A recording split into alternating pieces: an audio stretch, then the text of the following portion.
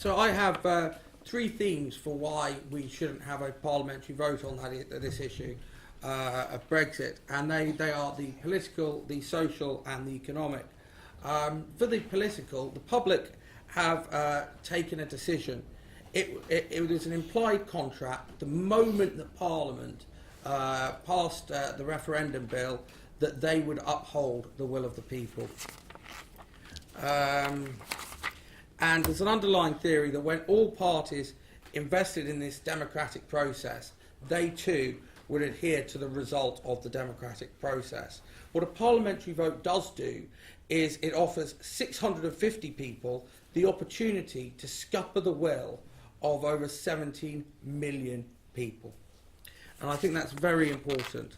And Parliament proved to be out of touch with those people, especially the people, especially those Labour MPs up in the Northern Heartlands, which voted overwhelmingly for Brexit, but their MPs were fighting tooth and nail to remain.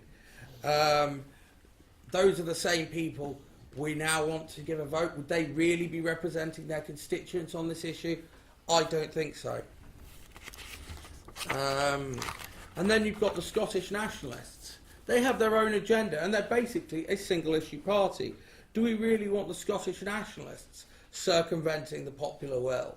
It's something that they have a habit of doing, and you know, I don't think that they have the British interest at heart. And at the moment, in terms of parliamentary procedure in this, we only have, all it needs is 10 Conservatives to break ranks with the Tory whips for them to scupper and Labour to vote on a sort of whip basis, you know, to basically stick to the block vote to circumvent the will of the people.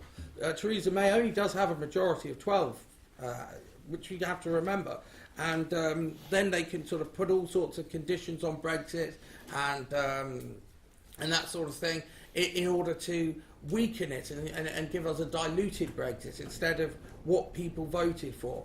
We were told that it was a leap in the dark when we voted. We were told that that we wouldn't know what would happen, and that's fine. And the people said, "Okay, to hell with it. We'll still do it anyway."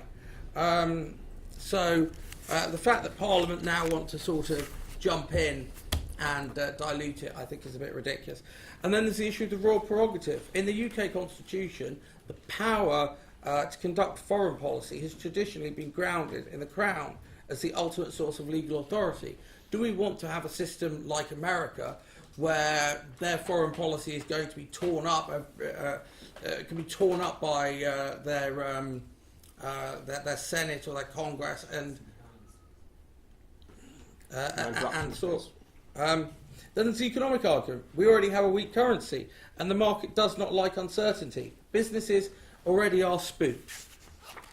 Adding another layer of bureaucracy to the Brexit process leads to various risks. One of these is businesses leaving the UK for more secure shores, putting thousands of jobs at risk and further risking international investment.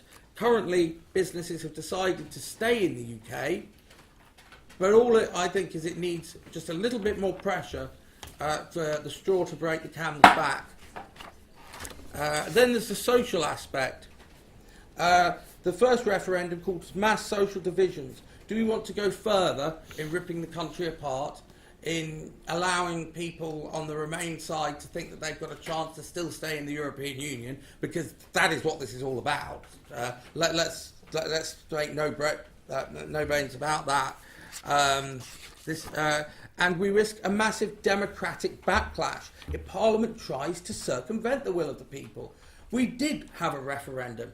17 million people voted. We made a decision. You know, imagine the alternative if the people had voted to remain and we still had a parliamentary vote on whether we should leave. It's the same thing. Anyway, that's me done. I hope you guys have enjoyed it. And cheers.